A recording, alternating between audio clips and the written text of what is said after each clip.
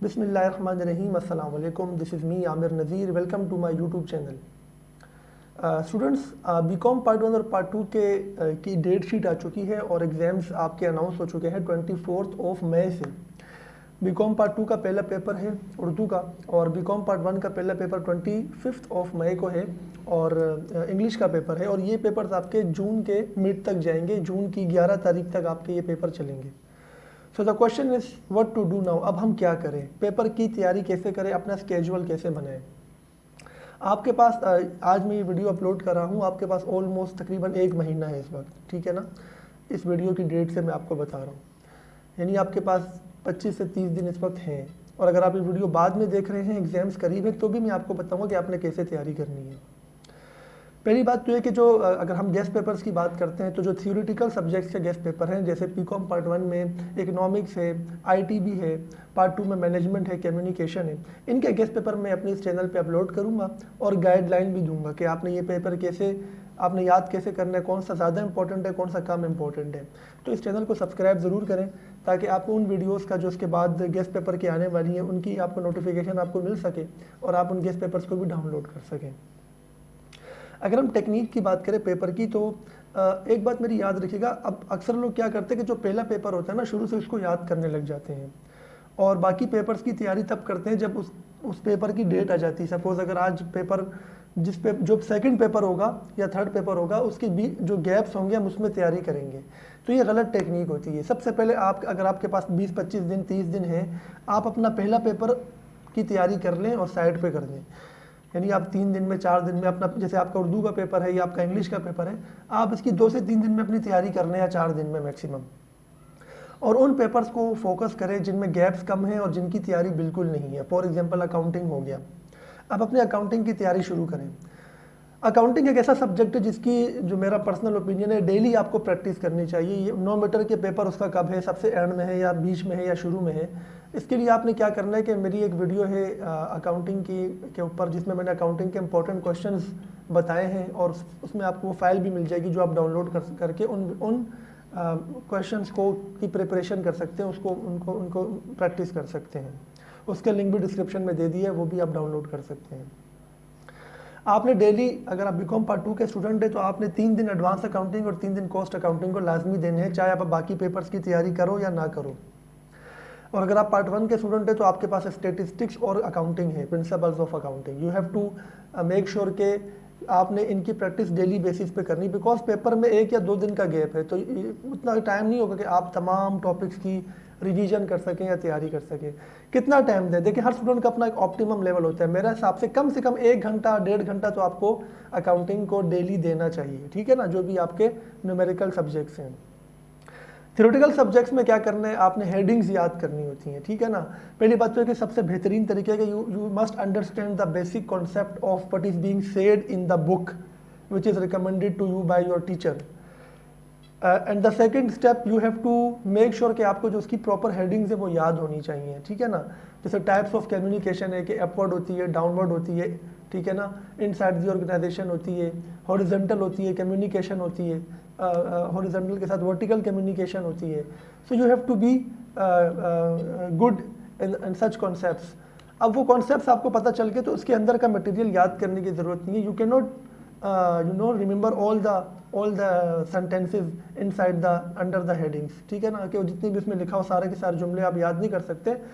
अगर if you are good in memorizing the headings and you are good in understanding the concepts of such headings, just try to write it in your own words, ठीक है ना। आप आपने अपने words use करने, इसके लिए आप अपने टीचर की हेल्प ले सकते हैं कि सर मैंने ये क्वेश्चन अपनी वर्डिंग में लिखा है, काइंडली से चेक कर लें आप, ठीक है ना। वैसे ये टेक्निक तो आपको 6 महीने पहले शुरू करनी चाहिए थी। अब जाहिर से बात है टाइम कम है, तो आपने फोकस किस पे करना है, आपने हेडिंग्स पे फोकस करना है। उसके अंदर का मटेरियल याद नहीं करना, समझना है, पढ़ लेना है कि हाँ भाई ये क्या है। अगर आपने क्लासेस ली अपने टीचर से, तो ऑब्वियसली आपको पता होगा कि क्या मतलब है इसका, तो आपने इस चीज़ पे फोकस करना है। दूसरा कि हम कितना लिखें, सही है, हाउ मच वी राइट, ठीक है ना, इन द एग्जाम। तो एक इसका मैं फॉर्मूला आपको बताता हूँ कि 10 नंबर का आपका जो है ना क्वेश्चन होता है, ए और बी पार्ट मिला के 20 नंबर का होता है, तो एक पार्ट 10 मार्क्स का होता है। तो मेरा पॉइंट ये है, मेरा कॉन्सेप्ट ये है कि एक हेडिंग 2 नंबर्स की होती है, यानी अगर आपको 5-10 नंबर का आपको अगर लिखना है तो आपको 5 हेडिंग्स एटलीस्ट डिफाइन करनी है। और अगर आप एक एडिशनल हेडिंग डिफाइन कर दें, यानी 6 हेडिंग्स डिफाइन कर दें, तो ये इनफ है, ठीक है ना। फॉर एग्जांपल अगर क्वेश्चन आता है what are the qualities of a good businessman, ITB में आता है, तो देयर में भी 20-30 qualities which you will find in your books, but सारे लिखने की ज़रूरत नहीं है, इनको लिस्ट डाउन करें और उसमें से कोई 5 या 6 डिफाइन कर दें। अगर 10 नंबर का सवाल है, अगर वो 12 नंबर का है तो 6 से 7 हेडिंग्स डिफाइन कर लें, यानी एक हेडिंग के 2 मार्क्स रखने हैं आपने। एक हेडिंग कितनी डिफाइन करें, देखिए 4 से 5 लाइनों में मैक्सिमम डिफाइन करें, बिकॉज आपको पूरा पेपर अटेम्प्ट करना है। If you want to attempt the whole paper, ठीक है, you must be concise, you must be good in managing your time. तो टाइम मैनेजमेंट के ऊपर भी मेरी एक वीडियो मौजूद है, तो ये उसमें बहुत डिटेल में मैंने आपको बताया है, उसके भी लिंक मैंने डिस्क्रिप्शन में दे दी है, वहाँ से आप वो वीडियो देख सकते हैं। लेकिन एक सवाल जो है वो जितने नंबर का होगा थ्योरेटिकल क्वेश्चंस, आपने उससे हाफ हेडिंग्स डिफाइन करनी है, यानी 10 नंबर का है तो 5 हेडिंग डिफाइन करनी है कम से कम। मैक्सिमम आप एक एक्स्ट्रा हेडिंग 6 हेडिंग डिफाइन कर लें, यानी 10 हेडिंग डिफाइन करने ना बैठ जाए ना, आप पेपर पूरा नहीं कर पाएंगे। और इसी तरीके से अगर आप 20 नंबर का सवाल आ गया कम्प्लीटली, तो उसमें आपने सारी हेडिंग्स डिफाइन, मतलब 10 हेडिंग्स डिफाइन करनी है। किसी सवाल में ऐसा होता है कि 6-7 हेडिंग्स ही होती है मैक्सिमम, लेकिन होता वो अगर 20 नंबर का आ जाता है तो आपने हेडिंग्स को ज़रा ज़्यादा करके डिफाइन करना है। मतलब 6 हेडिंग्स हैं और 20 नंबर का सवाल है, तो ऑब्वियसली 5 लाइनों के बजाय आपने हर हेडिंग को 8 से 10 लाइनों में डिफाइन करना है, तो इस तरीके से वो बैलेंस्ड हो जाएगी 20 नंबर के हिसाब से। जब भी आप नया क्वेश्चन शुरू करते हैं तो ए पार्ट खत्म करने के बाद बी पार्ट उसी के नीचे से शुरू कर सकते हैं। लेकिन जब आप नेक्स्ट क्वेश्चन अटेम्प्ट करते हैं, नहीं क्वेश्चन नंबर 1 आपने पूरा अटेम्प्ट कर लिया, जब क्वेश्चन नंबर 2 अटेम्प्ट करेंगे तो आप उसको नेक्स्ट पेज से अटेम्प्ट करेंगे। इसके अलावा अगर कोई पेज आप छोड़ना चाह रहे हैं तो आपने उसको पेंसिल से एक सिंगल क्रॉस मारना है, ठीक है ना, तिरछी क्रॉस मारनी है आपने, और उसके बाद आप नेक्स्ट पेज से शुरू कर सकते हैं, आपके नंबर नहीं कटेंगे। अकाउंटिंग में एक मिस्टेक अक्सर स्टूडेंट्स करते हैं जिससे उनके बड़े नंबर कटते हैं, वो ये होता है कि वो रुपीज़ नहीं लिखते, RS नहीं लिखते, डेबिट क्रेडिट के साथ या अमाउंट के साथ। तो जब भी आपका फाइनल आंसर आता है उसके साथ RS ज़रूर लिखें, रुपीज़ का सिंबल ज़रूर बनाएं, या अगर आप जर्नल बना रहे हैं तो डेबिट और क्रेडिट का जो कॉलम होता है उसमें आपने रुपीज़ यानी RS ज़रूर शो करना है। इसके भी मार्क्स कटते हैं, ठीक है ना। ये आपको छोटी छोटी बातें इसलिए बता रहा हूँ ताकि आप मैक्सिमम मार्क्स गेन कर सकें।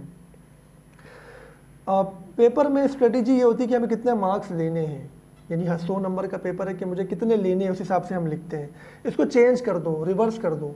मेरा बीकॉम फर्स्ट अटेम्प्ट में हुआ अल्हम्दुलिल्लाह फर्स्ट डिवीज़न के साथ, और जो चीज़ें मैंने अपने बीकॉम में सीखी वही मैं आपके साथ आज शेयर कर रहा हूँ। आपने ये अज्यूम करना है कि आपको 100 मार्क्स मिले हुए हैं, ठीक है ना, आपके 100 मार्क्स पूरे हो चुके हैं, अब आपने बचाने कितने हैं।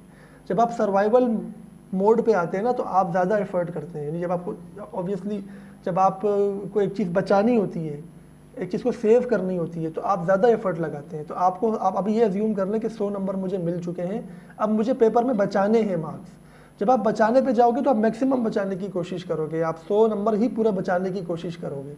तो ये मत सोचो कि अभी आप 0 हो और आपको इतने नंबर गेन करने, आप ये सोचो कि आपके टोटल मार्क्स आपको मिल चुके हैं और आपने उसमें से क्या करना है, सेव करना है। तो ये कुछ टेक्निक्स थी मैंने डिस्कस की है। डेट शीट आप डाउनलोड कर सकते हैं, चैनल को सब्सक्राइब ज़रूर करें। अब आपको गेस्ट पेपर नेक्स्ट इसके बाद जितनी भी वीडियोज़ आएंगी विदिन 1 वीक आपको जो है ना गेस्ट पेपर्स की सारी वीडियोस मिल जाएगी, पार्ट 1 की भी, पार्ट 2 की भी, और उसको डिस्कस भी मैं करूँगा किस तरीके से पेपर करना है, कौन से क्वेश्चन ज़्यादा इंपॉर्टेंट है, पहले कौन से याद करना है। और बाकी जो वीडियोस मैंने आपको हवाले दिए कि पेपर को कैसे करें, बीकॉम किस तरीके से फर्स्ट अटैम्प्ट में करें, how to do BCom in first attempt, वो पे उसकी वीडियो का भी लिंक भी डिस्क्रिप्शन में मौजूद है, वो भी देख सकते हैं। तो नेक्स्ट वीडियो में गेस्ट पेपर्स वाली वीडियोस में आपसे मुलाकात होगी। तो अपना ख्याल रखिएगा। अल्लाह हाफिज़।